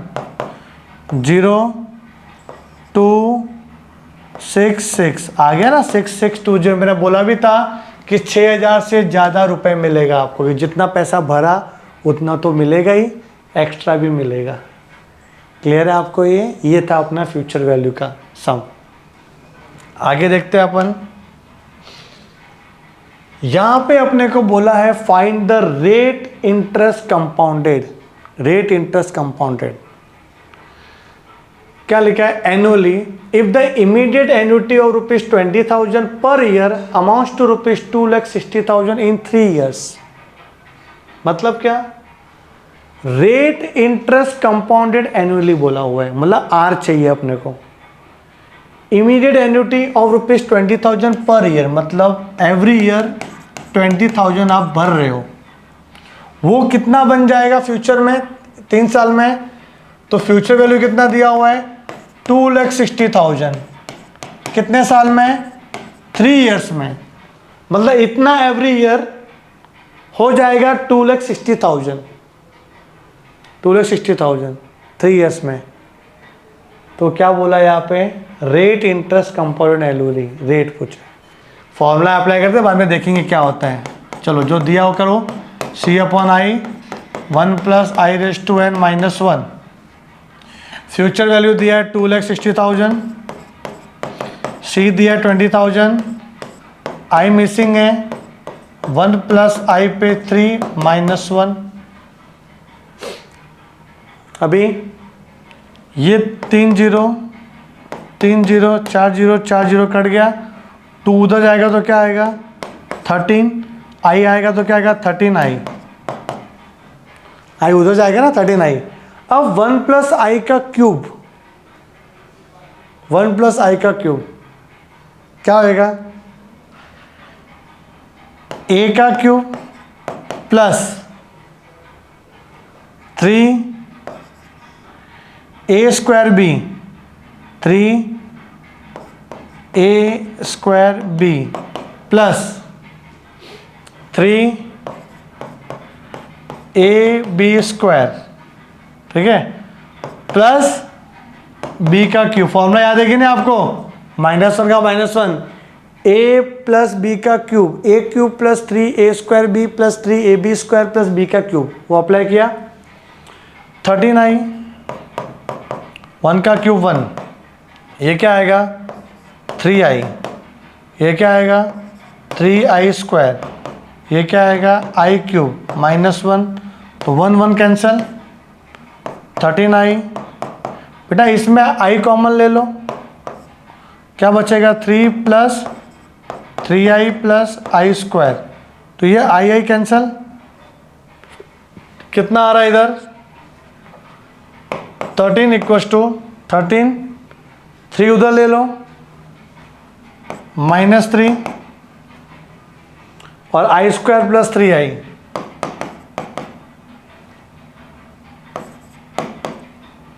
तो 10 equals to I square plus 3i। बोलो क्या आएगा? अब क्या करेंगे, क्वाड्रेटिक इक्वेशन वाइज भी जा सकते हैं, थोड़ा स्मार्ट वर्क भी कर सकते हैं। 10 को क्या लिख सकते हैं?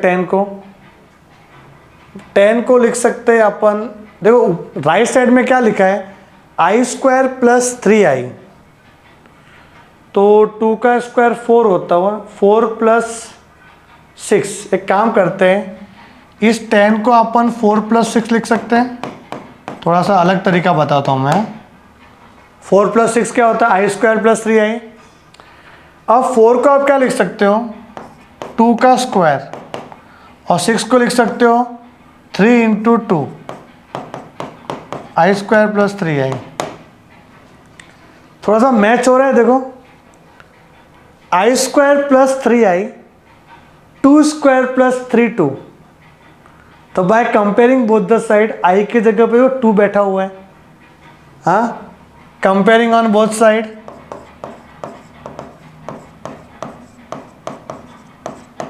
है कि नहीं स्मार्ट एकदम। i = 2,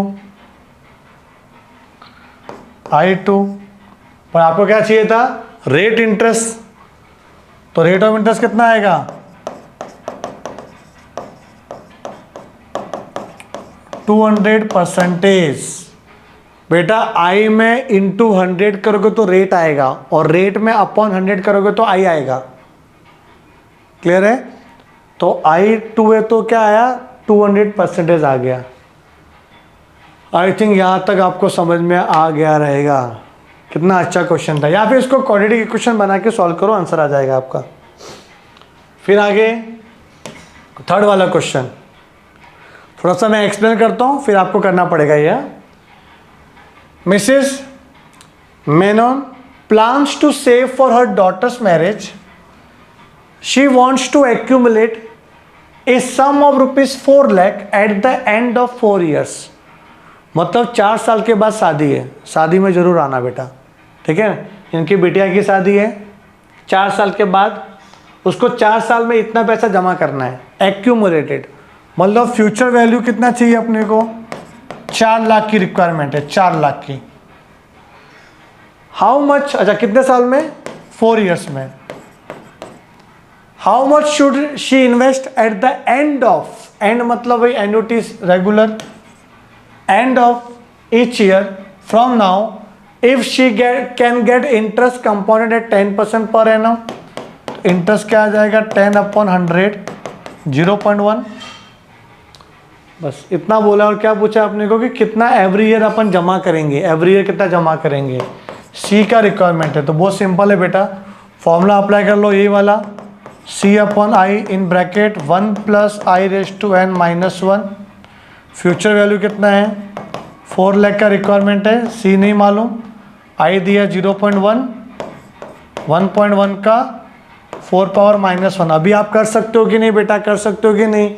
0.1 उधर जाएगा, ठीक है, 1 0 गायब हो जाएगा, तो ये बचेगा सिर्फ 40,000।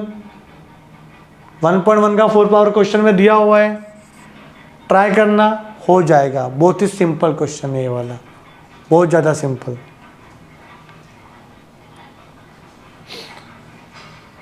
अब बेटा यहाँ पे अपना ये फिनिश हुआ एन्युटी रेगुलर वाला, एन्युटी रेगुलर वाला।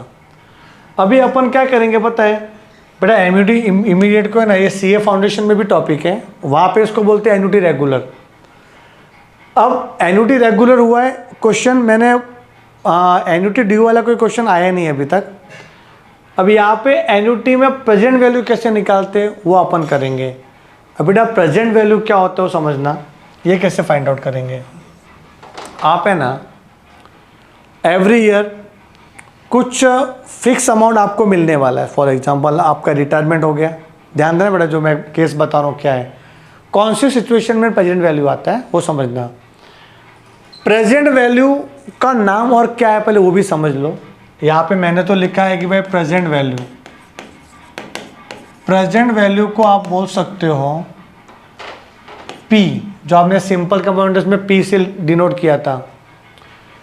तो प्रेजेंट वैल्यू को अपन बोलेंगे प्रिंसिपल, ठीक है, या इसको बोलेंगे लोन, या इसको बोलेंगे बोरोड अमाउंट, या इसको बोलेंगे इन्वेस्टमेंट अमाउंट। ये इसके नाम है इतने सारे। बोरोइंग हो गया, लोन हो गया, इन्वेस्टमेंट हो गया, उसको क्या बोलेंगे अपन? Present value. अब प्रेजेंट वैल्यू आपको यहाँ पे पूछा है, केस सुनना यहाँ पे।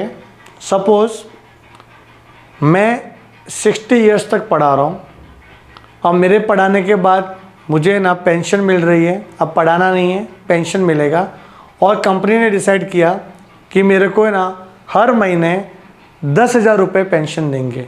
कितना? 10,000 रुपये एवरी मंथ, 10,000 पर मंथ। कितने साल तक देंगे उन लोग? बोलो पेंशन कब तक मिलती है? आजीवन मिलती है, जब तक आप चले न जाओ, ठीक है ना, तब तक आपको पेंशन मिलती रहेगी, 10,000 पर मंथ। तो समझो कंपनी ने देखा कि भाई नारायण सर एकदम फिट है, तो 60 के बाद समझो और भी वो 20 ईयर्स तक रह सकते हैं इस दुनिया में।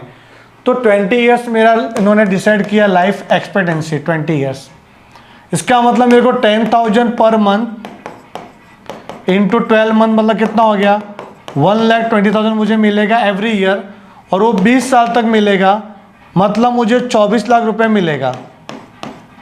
यस और नो? इतना मिलेगा मेरे को कंपनी से।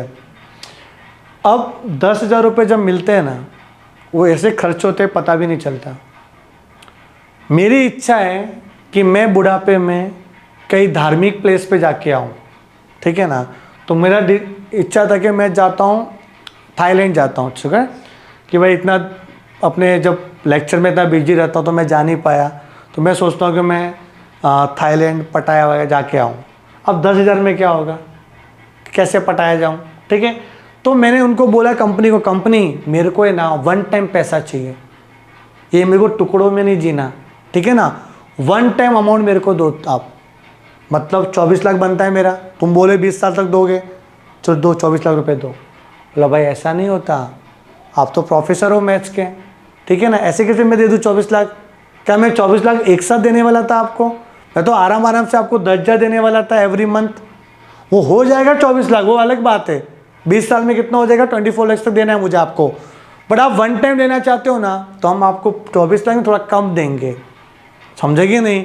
तो what is the present value of fix annuity जो मुझे फ्यूचर में मिलने वाली है, जो मुझे फ्यूचर में हर महीने 10,000 मिलने वाला था, उसकी आज की वैल्यू क्या होगी? उसको बोलते हैं बेटा प्रेजेंट वैल्यू।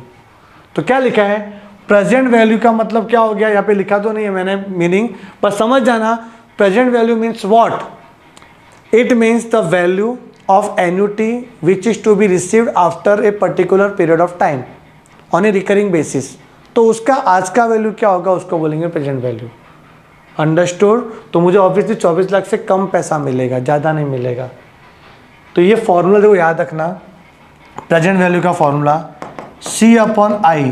वैसे फॉर्मूले में क्या था? 1 + i⁻n-1 क्या था? 1 + i⁻n-1, पर यहाँ पे 1 पहले आ जाएगा, तो 1 - 1 + i⁻n। अरे समझ रहा है कि नहीं बेटा? तो क्या आ जाएगा? 1 - 1 + i⁻n, क्या आएगा? -n आ जाएगा। मैं आपको याद करवाता हूँ इसको।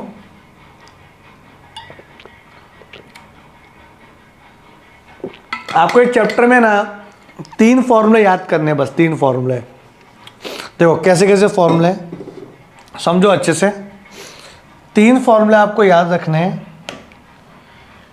एक है ए, एक है पी, और एक और है मैं आपको बताता हूँ, याद कर लो। देखो कैसे याद करना है। ए मतलब अच्छा वाला formula, C/I in bracket 1 + i⁻n-1। ए बोले तो अच्छा, फ्यूचर वैल्यू, ए मतलब फ्यूचर वैल्यू हो गया। एक्यूमुलेटेड वैल्यू, पी मतलब प्रेजेंट वैल्यू। तो पी में भी वो सेम फॉर्मूला ही है, फर्क क्या पता है? ये 1 पहले आ जाएगा ना, 1 इधर पहले, तो 1 + i पागल हो जाएगा। 1 + i क्या हो जाएगा? पागल। और पागल मतलब सोच नेगेटिव होगी उसकी, उसका थॉट प्रोसेस नेगेटिव हो गया, 1 plus I raise to minus N, P मतलब पागल, तो ये पागल वाला फॉर्मूला, ठीक है ना, और ये अच्छा वाला फॉर्मूला, ऐसे याद रखना। तो ये पागल और ये अच्छा। आप दोनों में रिलेशन देखना, रिलेशन, तो दोनों के रिलेशन का फॉर्मूला है ये वाला, PAC, पैक।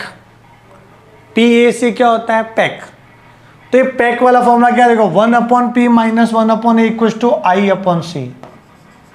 I/c, I/c, ठीक है ना, ये एक रिलेशन वाला फॉर्मूला। तो ये 3 फॉर्मूला आपको याद रखने। सर आपने बताया था कि 2 टाइप की एन्युटी होती है, आपने बोला ये 3 फॉर्मूला याद करना है, ठीक है, ये तीनों फॉर्मूला हमने याद कर लिया, ओके। बट सर दूसरे टाइप का भी तो एन्युटी है, एन्युटी ड्यू भी तो है। अगर एन्युटी ड्यू वाला आया तो, अगर आप इंस्टॉलमेंट बिगिनिंग में पे कर रहे हो तो क्या सेम फॉर्मूला है? यस बेटा, सेम फॉर्मूला है। फ़र्क क्या पता है? जहाँ जहाँ सी है ना, सी, वहाँ पे 1 प्लस आई से मल्टीप्लाई करने का। जहाँ पर भी सी है ना, सी, वहाँ पे 1 प्लस आई से मल्टीप्लाई करने का। इधर सी किधर है? नीचे, तो यहाँ पे 1 प्लस आई से मल्टीप्लाई करने का। तो लॉजिक यही है कि जहाँ जहाँ सी मिला उधर 1 प्लस आई से मल्टीप्लाई करना है, क्योंकि एन्युटी ड्यू में आपका एक पीरियड का इंटरेस्ट ज़्यादा मिलता है।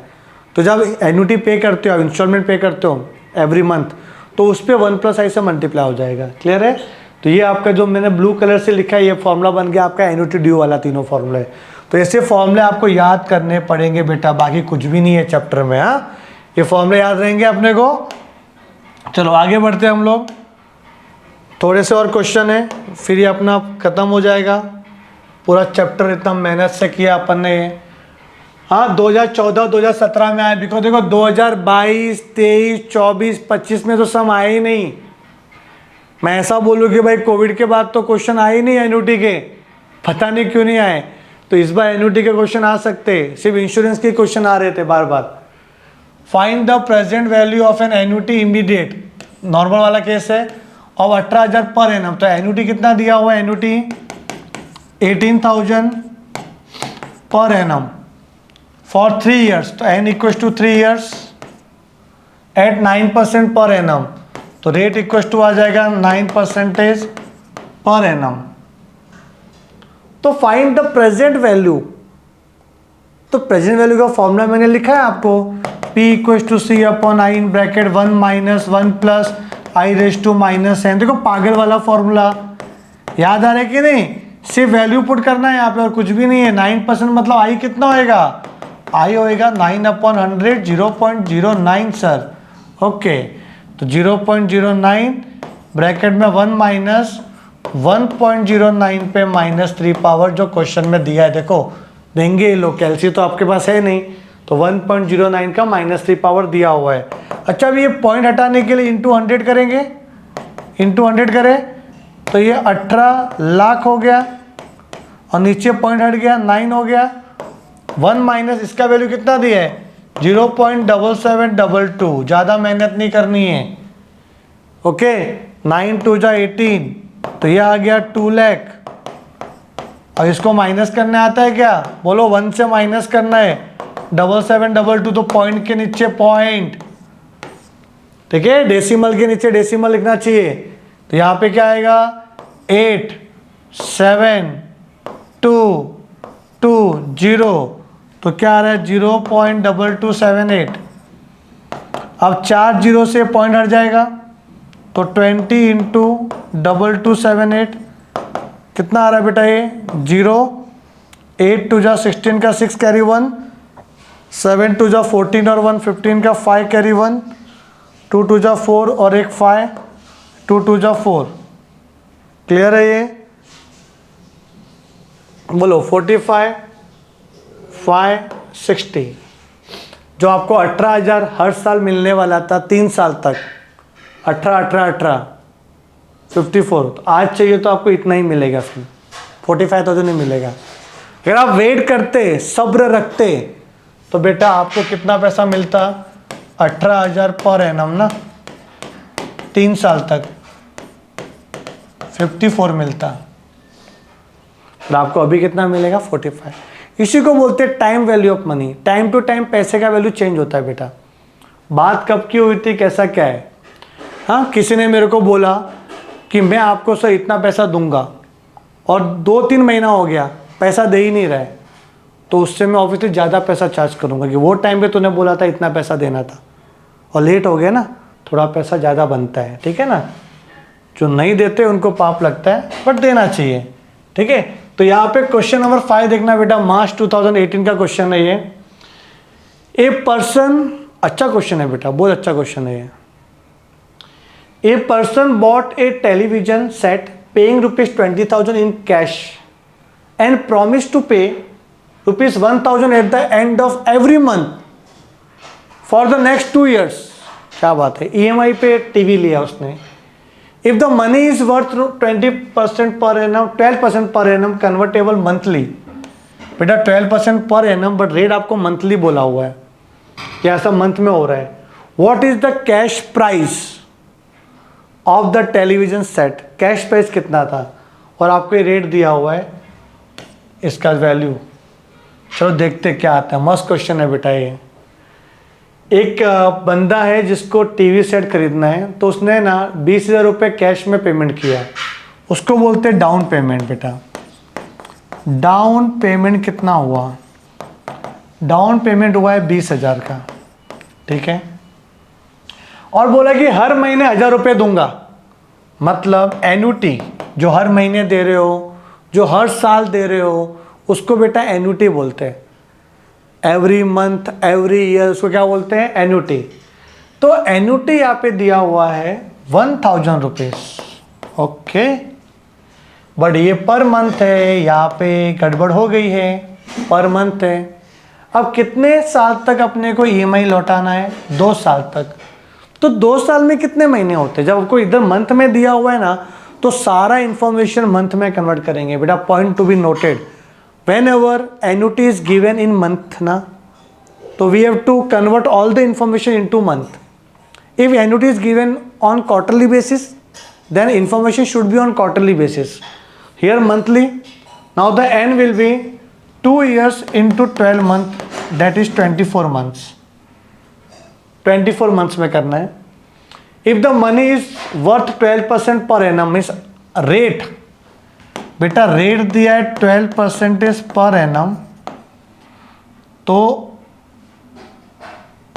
आई कितना आएगा, आई 12/100, 0.12, ये आई रहेगा। बट पर एनम नहीं चाहिए हमें, मंथ में चाहिए, तो आई कितना होएगा 0.12/12, तो 0.01 पर मंथ।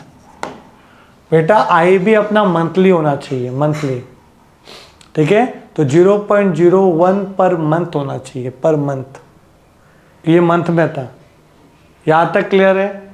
अब हम काम करते हैं कि सी दिया है ना, तो ये डिसाइड करते हैं कि लोन कितने का लिया रहेगा। जब आपको EMI दिया हुआ है 1,000 पर मंथ, तो अपन लोन फाइंड करते हैं, लोन कितने का लिया रहेगा अपन। जब आप टीवी खरीदने गए रहोगे तो 20,000 तो दे दिया आपने टीवी वाले को, बोला अभी लोन करा दो, तो देखते हैं लोन की वैल्यू कितनी की रहेगी अपन ने। तो लोन मतलब P, मैंने बोला था P का मतलब था लोन अमाउंट, प्रेजेंट वैल्यू। तो P का फॉर्मूला है C/I in bracket 1 - 1 + I⁻⁻n। P मालूम नहीं है अपने को, तो C का वैल्यू कितना दिया है 1,000 पर मंथ, I = 0.01, 1 - 1.01 पे -24, और देखो आपको 1.01 पे -24 दिया हुआ है, तो यहाँ पे 1,000 × 100 कर लो, कि नीचे 0.1 है ना, पॉइंट को हटाने के लिए 1 - 1.01 का -24 पावर दिया है 0.7884, तो ये कितना आएगा 1 लाख, मल्टीप्लाई माइनस करो कितना आता है 0.6112, इतना आ रहा है। अरे सही क्या कि नहीं, 10 - 4 6 होता है ना इधर, फिर ये माइनस होगा तो कितना होगा इधर 9 - 8 1 1 1, सही तो है। फिर 4 0 से पॉइंट हट जाएगा 2116 और 1 0 लग जाएगा, तो 21,160 ये आपका लोन अमाउंट हो गया। बट हमें क्या चाहिए, हमें चाहिए कि कैश प्राइस, बोलो कितने का लिए टीवी का कैश प्राइस कितना था एमआरपी। तो कैश प्राइस का फॉर्मूला ये होता है loan amount plus down payment, down payment, ठीक है। तो लोन अमाउंट कितना है अपना 21,160 और डाउन पेमेंट कितना किया था अपन ने 20,000, तो आंसर आ गया ₹41,160।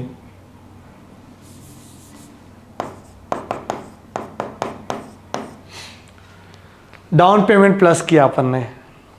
बेटा यहाँ पे ध्यान देना, जब मैं टीवी खरीदने गया तो उसको मैंने बोला दुकानदार को कि कितने का टीवी है। टीवी वाले बोला 41,160 का है। बोला यार इतना 41,160? बोला हाँ। बोला काम करो मेरे पास 20,000 रुपये है, ले लो, ठीक है, टीवी दे दो मेरे को। मैं हर महीने आपको है ना प्रॉमिस करता हूँ कि 1,000 रुपये दूंगा हर महीने। अच्छा हर महीने 1,000 रुपये दूंगा, 2 साल तक दूंगा, तो कितना पैसा मेरा गया 24,000। तो 24 एंड 20 कितना होता है 44,000। बट टीवी तो कितने का था 41, तो ब्याज तो लेगा ना सामने वाला मेरे से 1% के हिसाब से, तो उसने मुझे इंटरेस्ट चार्ज किया मेरे से। यही पूरा स्टोरी था ये। तो आपको ईएमआई दिया हुआ है तो लोन निकाल सकते हो। समय कोई बोलता है मेरे को कि भाई बहुत तंगी है यार पैसे का, मैंने तो घर लिया लोन पे, तो आप उससे पूछना ईएमआई कितना है, वो बताएगा ईएमआई इतना है। उसको ये भी पूछना कितने साल के लिए लिया है, क्या रेट ऑफ इंटरेस्ट है। फिर बोला रुक मैं तेरे को लोन का अमाउंट निकाल के बताता हूँ। तो इस फॉर्मूले से ना आप उस सामने वाले का लोन का अमाउंट निकाल सकते हो कि तुमने इतने का लोन लिया है। समझे कि नहीं? बहुत काम का फॉर्मूला है, प्रैक्टिकली एप्लीकेबल होता है आपके दुनियादारी में, इन्वेस्टमेंट पर्पज़ के लिए बहुत काम आता है ये। चलो नेक्स्ट देखो, जो मैंने आपको बोला ना पैक वाला फॉर्मूला, पता रिलेशन वाला 1/p माइनस 1/a = I/c। ये कब अप्लाई करने का पता है? जब आपको n नहीं दिया रहता, n नहीं दिया है, सिर्फ i दिया है, p और a दिया, c गायब है, या समझो a और c दिया है, p गायब है और i दिया हुआ है। मतलब आपको i c a p में कोई एक गायब रहेगा और n इज नॉट गिवन, तो ये वाला फॉर्मूला अप्लाई करते हैं। देखो कौन सा केस है मैं आपको समझा देता हूँ। 6th क्वेश्चन देखना, for an annuity immediate paid for 3 years. अच्छा इसमें तो n दिया हुआ है, n = 3 ईयर्स, ठीक है, with the interest compounded at 10% per annum, I = 0.1। The present value is 24,000, तो P = 24,000। What will be the accumulated value after 3 years? तो आपको A पूछा है कितना आफ्टर 3 ईयर्स।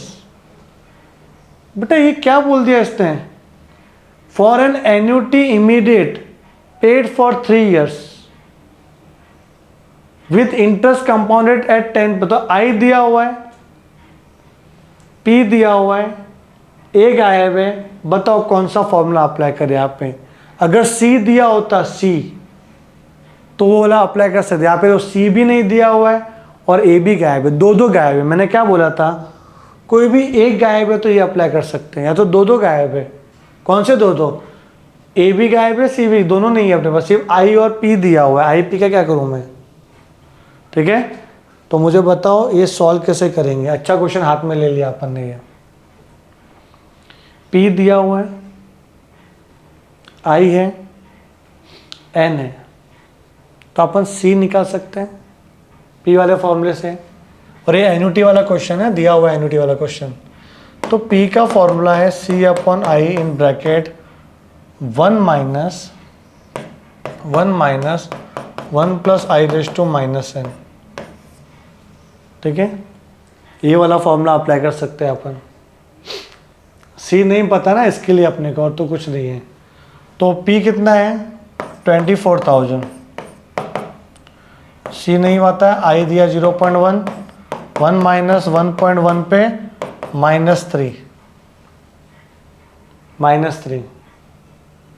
तो ये पूरा लंबा क्वेश्चन है, ये आपको करना पड़ेगा, ठीक है। ये फाइंड करना पड़ेगा अपने को। तो क्या आएगा इधर 0.1 उधर जाएगा तो 2400 ना, पॉइंट हट जाएगा इधर, इक्वल टू सी 1 माइनस ये क्या 1/1.1 पे 3 पावर 1.1 पे 3 पावर। अभी क्रॉस मल्टीप्लिकेशन करें तो 2400 equal to C, cross multiply करो 1.1 का 3 पावर माइनस 1 अपॉन 1.1 का 3 पावर। 1.1 का 3 पावर क्वेश्चन में दिया हुआ है 1.331, ठीक है 1.331 दिया हुआ है। अच्छा आपको ए निकालना है ना, ए निकालना है। तो ए का फॉर्मूला क्या है, इसको यहाँ तक ही रखते हैं। ये क्या दिया है, ठीक है इसको यहाँ तक ही रखते हैं। ए फाइंड करने का फॉर्मूला क्या है, A equal to C upon I in bracket 1 plus I raise to N minus 1। C पता नहीं कितना है, सी मालूम नहीं कितना है। अगर मैं यहाँ पे 1.1 का 3 पावर यहाँ लिखता हूँ 2400, 1.1 का 3 पावर इधर मल्टीप्लाई हो गया अपॉन में 1.1 का 3 पावर माइनस 1, ये सी की वैल्यू आ गई, ये सी की वैल्यू आ गई। अरे ये उधर चला गया ना और इसके अपॉन में आ गया, ये सी की वैल्यू आ जाएगी। अभी देखो निकाल लेते हैं सी की वैल्यू, काम आएगा आपको। अभी क्या करें, इधर 2400, 1.1 का 3 पावर कितना था 1.331, माइनस 1, तो ये 2400 इंटू 1.331, यह आएगा 0.331, ये सी आ गया। ठीक है, एक काम करते हैं वैल्यू उधर पुट कर लेते हैं अपन, ये वाला इधर वैल्यू बताओ क्या है, अच्छे से देखना। सी की वैल्यू कितनी आई 2400 इंटू 1.331 अपॉन 0.331। अच्छा आई भी है ना अपॉन में, तो आई की वैल्यू कितनी है, आई की वैल्यू है 0.1। फिर यहाँ पे 1.1 का 3 पावर माइनस 1, तो यहाँ पे 2400 इंटू 1.331 डिवाइड बाय 0.331 इंटू 0.1, यहाँ पे क्या आएगा 1.331 माइनस 1, तो 2400 इंटू 1.331 डिवाइड बाय 0.331 इंटू 0.1, ये क्या आएगा बताइए 0.331, ये कैंसिल हो जाएगा ना इससे, जो कट नहीं किया था मैंने।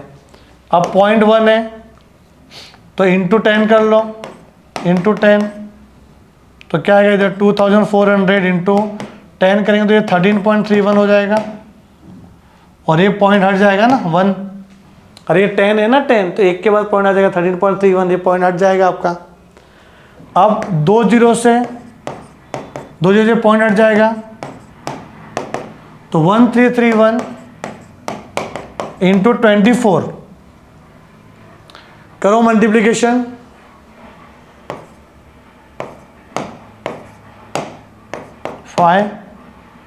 ये आएगा 266244913, तो क्या आएगा 31944, ये आपका फ्यूचर वैल्यू आ जाएगा।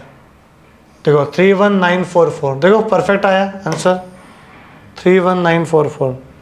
थोड़ा सा लेन दिए बट इस तरीके से करेंगे अपने को, यहाँ पे एन दिया हुआ था इसके लिए और सी नहीं दिया हुआ था, तो सी निकाला फिर अपन ने किया। चलो आगे, ये वाला क्वेश्चन लास्ट क्वेश्चन है बेटा आज का, ये 7 क्या बोल रहे हैं, अच्छे से देखना पूरा बेटा, ये 1 शॉट रिवीजन है बेटा, मैंने भी खुद गैप नहीं लिया, स्टार्ट किया करते गया कि मोमेंटम छूटना नहीं चाहिए। ठीक है, तो यहाँ पे an annuity immediate is to be paid for some year नहीं दिया हुआ है, एट 12% पर एनम, तो i equal to 0.12, the present value of annuity P वो दिया 10,000, एक्यूमुलेट वैल्यू A वो दिया 20,000। Find the amount of each annuity, बेटा एन्युटी के अमाउंट को C बोलते हैं, C कितना होगा, बट ये इंफॉर्मेशन आपको दी हुई है। तो पैक तो बनता है 1/P minus 1/A equal to I/C, हो गया पैक। तो 1/P कितना 10,000, A कितना 20,000, 0.12 और C चाहिए अपने को। क्रॉस मल्टीप्लिकेशन करें यहाँ पे, 20,000 1 जा 20,000, 10,000 1 जा 10,000 और इसका इससे मल्टीप्लाई करेंगे 20,000 इंटू 10,000, 0.12/C। ये कितना आ जाएगा, माइनस करेंगे तो 10,000 divide by 20,000 into 10,000 equals to 0.12/C। ये कैंसिल हो गया, इससे क्रॉस मल्टीप्लाई कर लो, C इक्वल्स टू क्या आ जाएगा 20,000 इंटू 0.12, तो 200, 2 जीरो से पॉइंट हट जाएगा 2,400, ये आपका एन्युटी आ जाएगा। देखो 2 जीरो से पॉइंट हट गया तो 12 इंटू 200 कितना हो जाएगा 2,400। यहाँ पे अपना 100% इंश्योरेंस एंड एन्युटी कवर हो चुका है बेटा।